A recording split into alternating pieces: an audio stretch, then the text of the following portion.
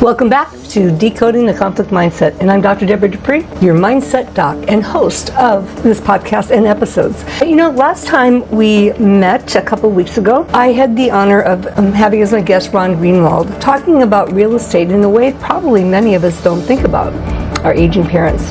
So I hope you got a lot out of that. But we're going to continue that track in the area of real estate. Again, we all face real estate at some point in our life. Most of us do anyway. But this time we're going to take a look at real estate from a slightly different perspective, a different slant. And that focus is brought to us today by Bridget Potterton. And Bridget is one of 100 certified divorce real estate specialists in the United States. With her 19 years of experience in residential real estate, being primarily in the San Diego area, she is also one of the top 200 in Mr. Keller's of Keller Williams Real Estate Mastermind Specialist. And there's about 1,800, I think, countrywide, and she's in the top 200. She knows her stuff. And so with that, Bridget brings to us a new perspective, and not one that she expected in her own career. After all, 19 years in the field, she never thought she'd be shifting in this direction in the last 5 to 7 years.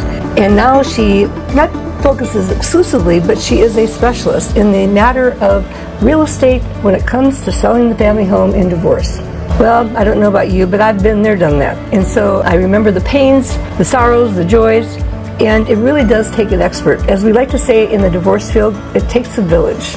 We can't just rely on attorneys or legal professionals because they don't know everything that needs to be looked at realistically when it comes to divorce. So listen and learn. We're going to start just momentarily. Look at the countdown, and we are almost there. Come and join me to welcome Bridget Potterton.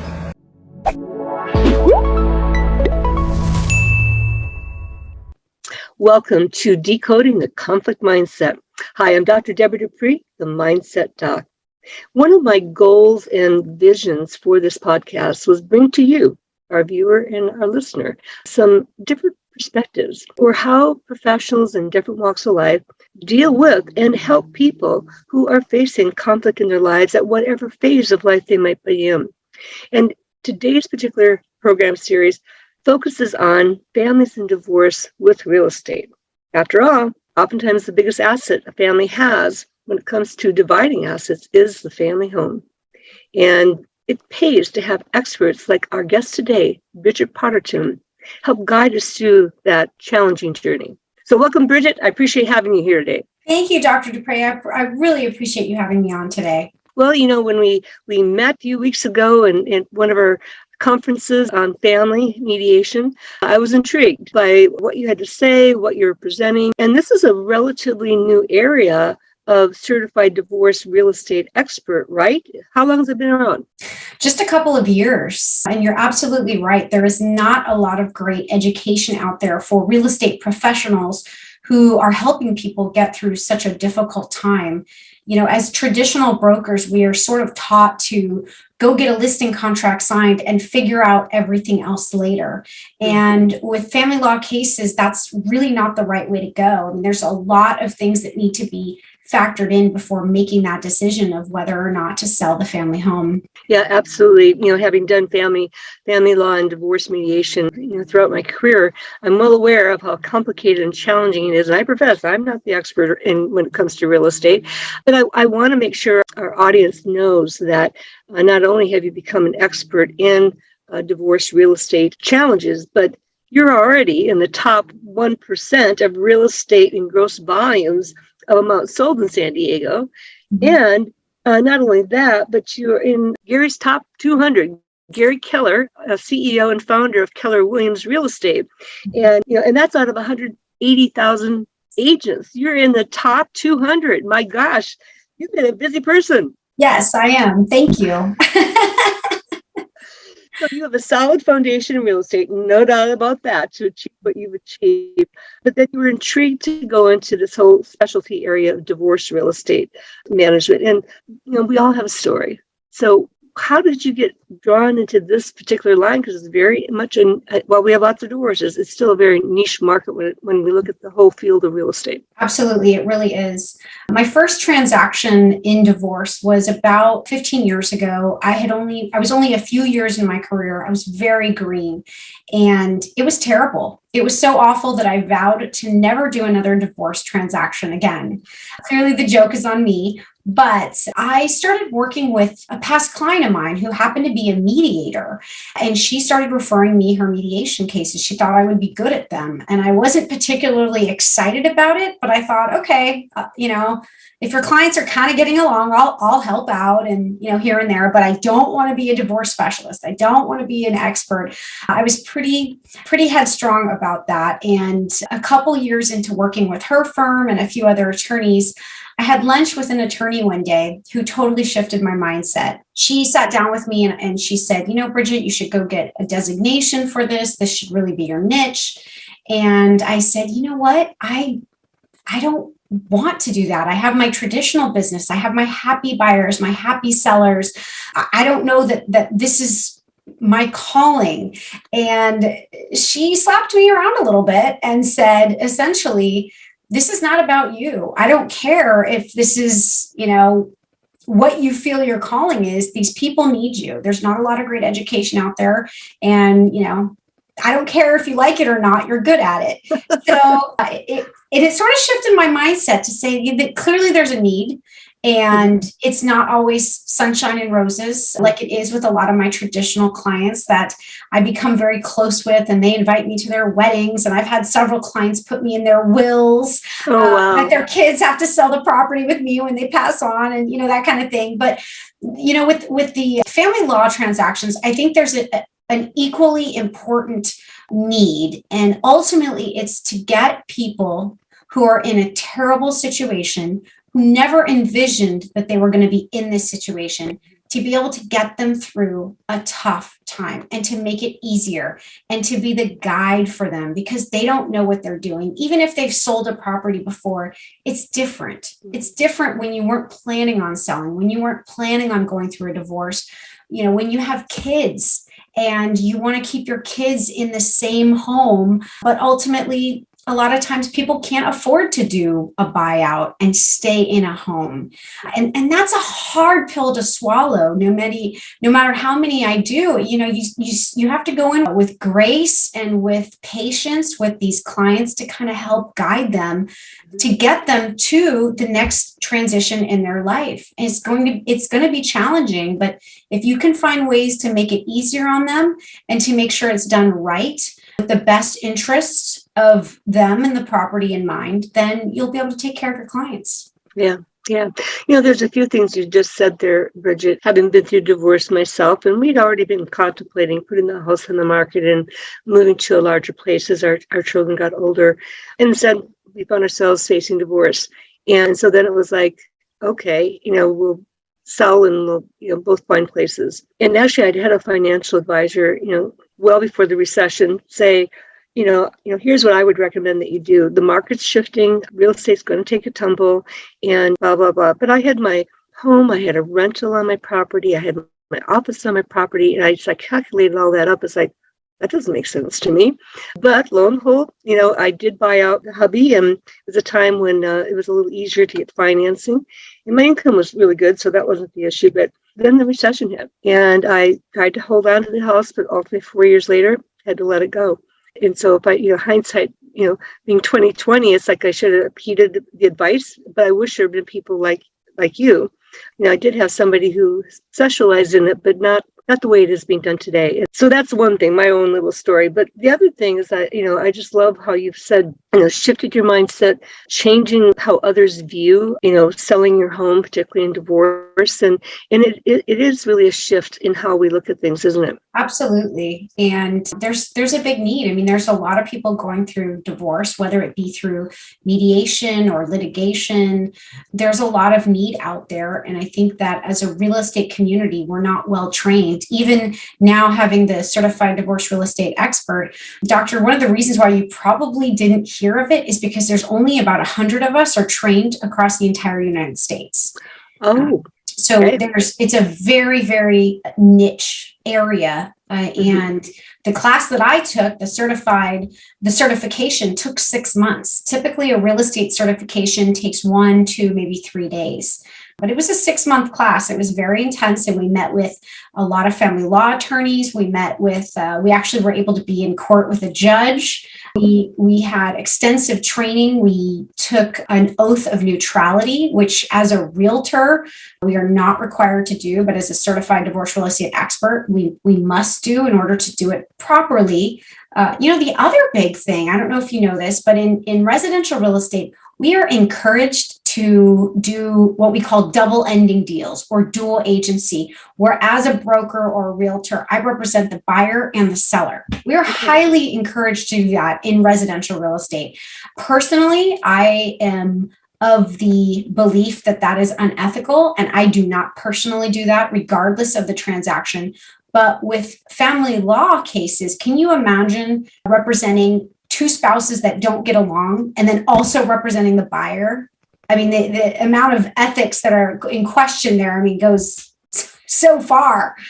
So there's a lot of that. That's just, we do things a little bit differently than the traditional real estate community does. Well, there are a couple of things that you've said in that too, is that, it's interesting to see the emerging specialties in different professions. It's like, even in the I know that CDRE and even the CDFP, and that's another acronym, CDRE being for real estate, CDFP being for financial planners in divorce. But even the whole area of financial planning started off as, that was derived out of a certification process set up by the industry to make sure people were really specialized, not just saying, well, I have an accounting degree or I'm a CPA, but really knowing how to do financial planning. And so in our prior episode, Bridget, I mentioned that I had interviewed Ron Greenwald, and he also is a real estate specialist, but he specializes in working with the aging adult and working with the aging adult and their family members about what are my next steps when I get too old to really manage my house and I become more isolated from activities and so forth. So he really helps people look at the broader spectrum of what next choices do they have. And I guess in many respects, the CDRE does that too, in terms of helping them weigh the options about, do I sell, do I not? And if I sell, then how can I best move forward with what, the decisions we've reached? And so it really expands your skills, your knowledge, awareness, your repertoire of what you can do. And so I guess to our audience is that, in real estate, there are lots of emerging opportunities, and Bridget and both Ron are good examples of that, and how we really need that specialization, so to speak, in our more complex worlds. Mm-hmm. Absolutely. Yep. Absolutely. Yeah. So, you've already elaborated a little bit about the traditional sale versus a sale during divorce, and you talked about dual representation and, the ethical aspects of that. Anything else you want to add to that dichotomy of working in real estate? I think there's a lot of complexities when you're selling a traditional sale home, that with family law, sometimes there can be additional challenges that come through. I have experience dealing with low conflict mediations to high conflict mediations to very high conflict litigations where we have dual restraining orders, we have child abuse situations, we've got all sorts of, spousal problems.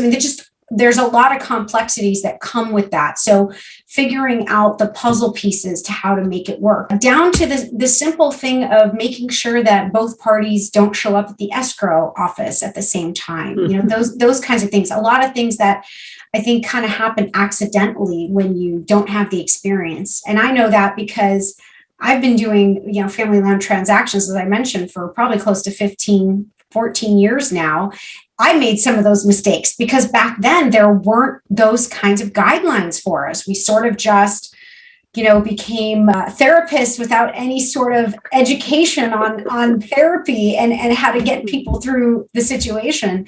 And I think there's a lot of that. There's also a lot of figuring out as a CDRE, I tend to front load the transaction, meaning I do things a little bit backwards from how we would do a traditional sale. So there's a lot of research. There's a lot that has to happen up front before we even take the listing.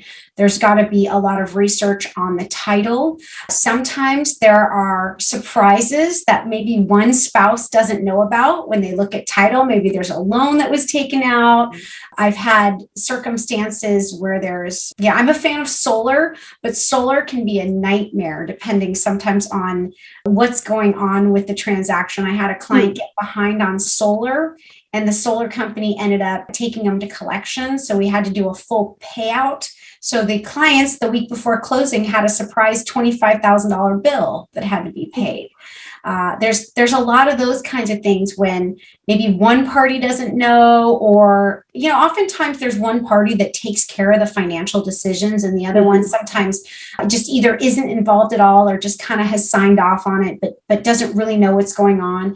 And I think sometimes just being very aware of that so that there aren't surprises, so that people understand what's happening during the transaction, to make sure that in those high conflict situations that I have separate but equal communication. I have some very difficult ones where, they can't be on the same emails. That's pretty common. Yeah. Can't be on the same emails. They can't be on the same phone calls. They can't even be on the same contracts sometimes. And so that certainly can make it challenging.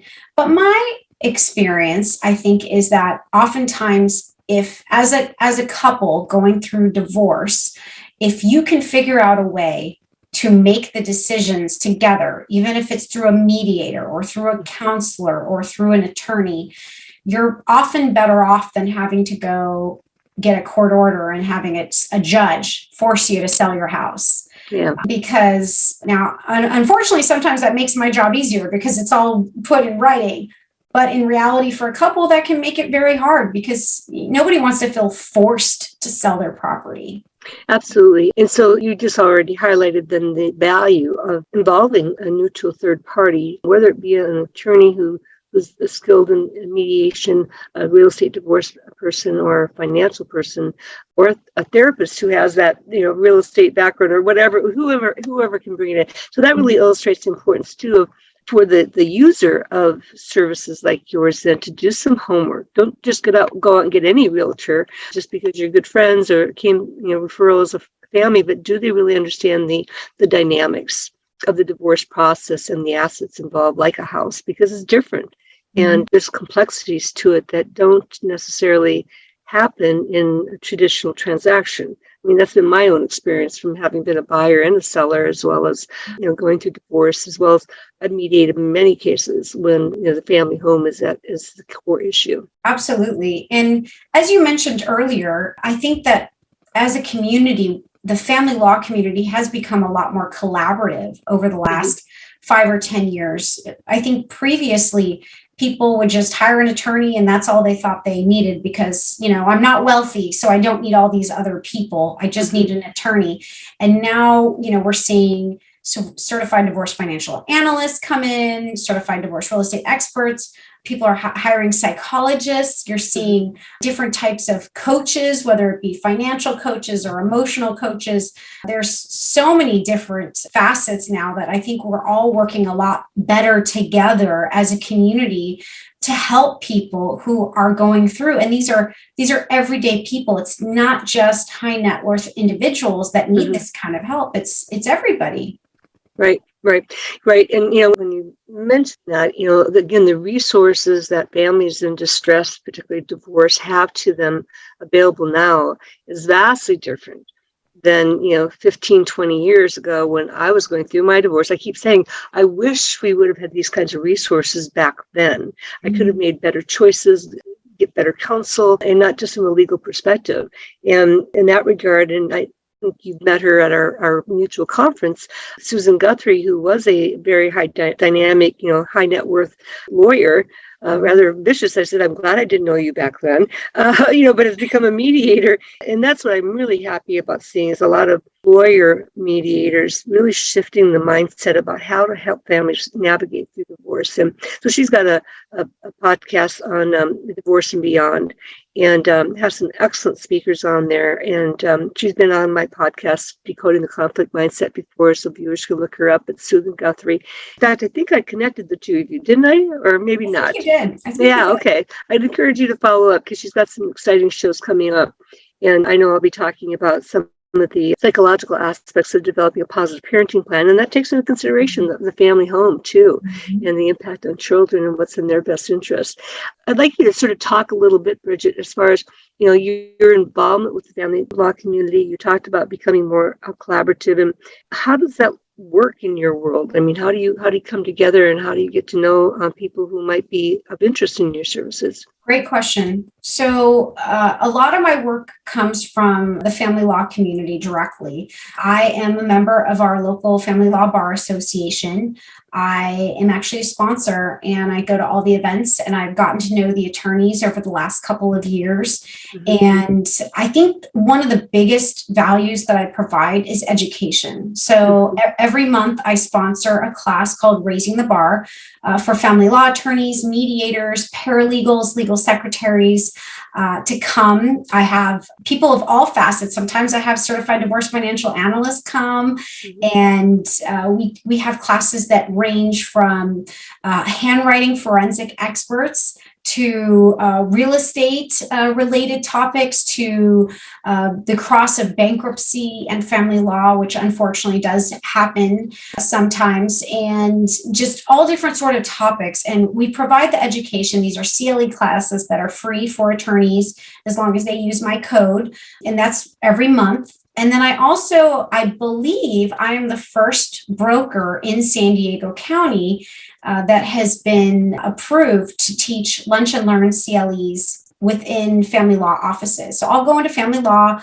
offices, mediation clinics, and I will teach a 1-hour CLE to attorneys, mediators, their staff, and just kind of talk about what's going on in family law related to selling the family home. And so that's a lot of what I focus on. I also give a lot of documentation to attorneys when they need for their cases or their mediations. They just need some sort of real estate documents. Usually I have much easier access than they do to get them.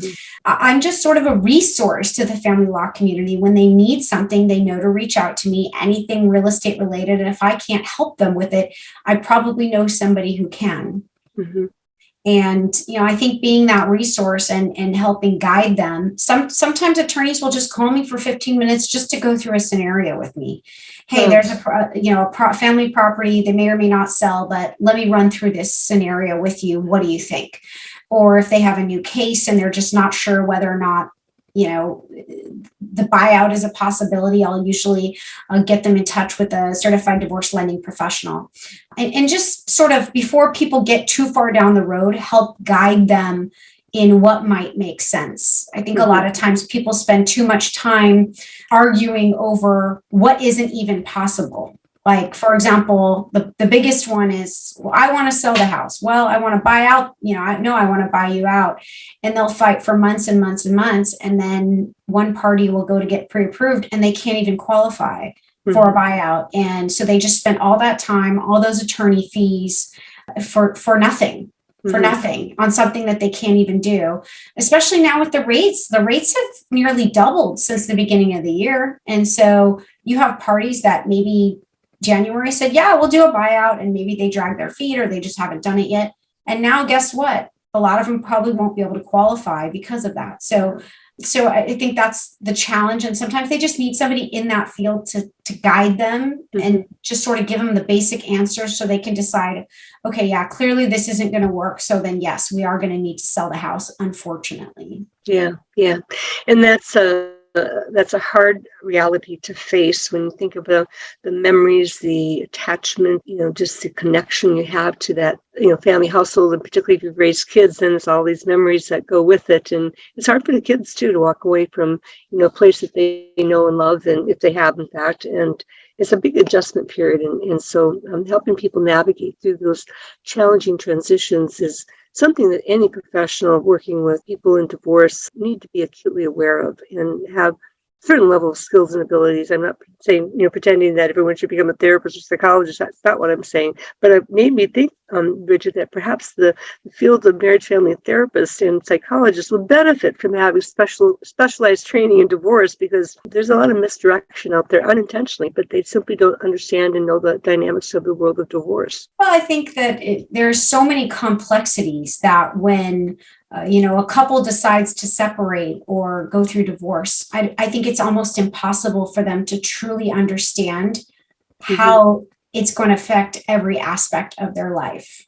The financial changes of going from maybe 2 incomes to 1 income, having to move houses, having to go through the process. Even if you're getting along and you're able to go through mediation and it's low conflict, there's still a lot of emotional challenges that they deal with that they probably aren't even fully processing as they're going through them. I see sometimes I'll get calls from people who say, hey, I've already been divorced, but I think we might need to sell this house, or I think I want to buy my ex out or something like that. And they tell me about some of the things that they did during the divorce in order to move the divorce along. And sometimes they make really bad financial decisions just out of being overly emotional, either wanting to try to hold on or being so ready to be done with it that they just whatever you want, let's be done with it. And I think that sometimes you really need somebody who is in your corner to just kind of say, okay, take a breath. Let's take a step back. Let's look big picture here. How is this decision you're making now going to affect you long term? I recently had a call from somebody who took their name off the title of the property with no benefit to it. And and she's actually living in the property, but just to make things easier, she said, okay, I'll just go off title. She didn't have proper representation at the time. And she thought she was just making things easy. And I told her, unfortunately, you're going to have a big road up ahead of you, because, you're essentially paying a mortgage on a house that you don't own. Yeah. And if you want to buy it out, that's a possibility, but it's going to depend on what, opposing party his plan is with the property. Yeah. So, there's a lot of those scenarios out there of, it seemed like a good idea at the time, right? It seemed like it was okay. But unfortunately, sometimes those what seems to be a small decision can end up costing you dearly. And that's why I think it's so important to have the right people in your corner to kind of talk through those kinds of things. Absolutely, because, particularly through emotionally challenging times, the loss of any relationship is challenging, whether or not you want the marriage to end. And so the reality is we do induce or trigger an emotional state. And when we're in an emotional state, we do not make the best decisions. And so there's a couple of things is that by building on what you just said is that, before you make these big decisions in a time of turmoil, is to make sure that you do talk to other people and gain their perspectives. And so when you're triggered to, oh, I'm just going to do this, wait, step back, and look at the bigger picture here before we step back forward, and pause and give yourself a space to breathe and slow down the racing mindset, because we are emotionally and neurobiologically influenced in our decision making during those tough times. So, and these important decisions that could impact you a lifetime. Absolutely. Yeah. Absolutely. Yeah. Well, Bridget, I'm so thrilled to see this element of specialization emerge in the area of families in divorce. And how do people reach you if they would like to reach out to you directly? And maybe they don't have an attorney. Maybe they're contemplating getting an attorney, and maybe even getting some sources of information about who might you recommend. I don't know. How would they get in touch with you, and how can they get more information about you to learn and now be knowledgeable about the resources you have to offer? Sure. You can always give me a call. My number is 858-257-1555. You can always email me as well at bridget.fanning@gmail.com. If you're not quite sure you're ready to contact me, you can always find me on social media. You can find me on LinkedIn, or you can find, if you just want to read more about the process, you can also find me on Instagram at Real Estate Divorce Specialist. And you can find me on Facebook as well at Real Estate Divorce Specialist. Okay, great. Great. Excellent resources. Excellent resources. And in closing, if you had 2 or 3, key tips that you'd pass on to our audience, what might that be? Number one, the biggest tip I will give is to just take a breath. Take a breath. What you're going through is a lot. It's more than anybody should have to handle emotionally, physically, and really stop and think about what you're doing and what you're out to do, and what you're doing can affect your future, especially your financial future. Number 2 is once you have a moment to take a breath, put together a plan. What's the best case scenario? What's realistic? What's likely going to happen, whether it be to sell the place or whatnot. When we have circumstances where somebody has to force the sale, typically a judge does not give a lot of time for people to move out. So you want to get to the point where you make that decision and not somebody else making it for you. So try to put yourself in a position where you have a plan. If I sell this property, if I have to move out, where do I go? What's my plan? What's my plan for the next 6 months? What am I going to do after that? And number 3, hire the right people. Find yourself a good mediator or attorney. Don't be ashamed to get professional help from a therapist. Mm-hmm. Don't be afraid to ask friends or people who've gone through a divorce for a referral as well. There's a lot of good content out here, like yours, like the Mindset Doc. I mean, there's a lot of good content. Take a look, get information. Don't make rash decisions. Get the information. There's so much more out there now than there was before. And I would say use that. Even a lot of attorneys will give you a quick consultation just to kind of get an idea of where you're at and what you need to do. Mm-hmm. But, make sure that this is what you want. The process of going through a divorce is not a fast one. And give yourself a break. Give yourself some grace, and you will get through it. You will get through it. Yes, it will be challenging, but you will get through it, and you will be a stronger person at the end. Yeah, great. Thank you. Those are wise, sage tips. And if I may ask, just to support the importance of getting, professional guidance, again, in all the areas you just talked about, is that so often we turn to friends and family. And believe me, those are incredibly important as a network of support. However, their experiences with divorce may not be consistent with contemporary times. And they in turn may have their own emotional biases towards the other party in the marriage. And I've seen a lot of unintentional misdirection from family and friends who've had different experiences, and no one's living your experience. And so that's why, talking with somebody who can be objective about your situation and give it that, what we call the third eye viewpoint of what's going on. So, Bridget, again, thank you so much for being here. You bring so much to, even though we don't necessarily want divorce, sometimes divorce is what needs to happen. And so when it does happen, make sure that you are armed and equipped with specialists like you. Thank you so much. I really appreciate it. Well, you're very welcome. And again, you know how to reach Bridget. She's offers her personal number and her email. And so, be respectful, be considerate of her time. But again, resources are out there, folks. Don't feel like you have to go it alone. And that's the last thing you want to do is go it alone. And a human race that needs people, and we need connection. And so getting connection with professionals like Bridget is what we want to do. So with that, thank you all for being here. Thank you to my audience, my followers, my subscribers.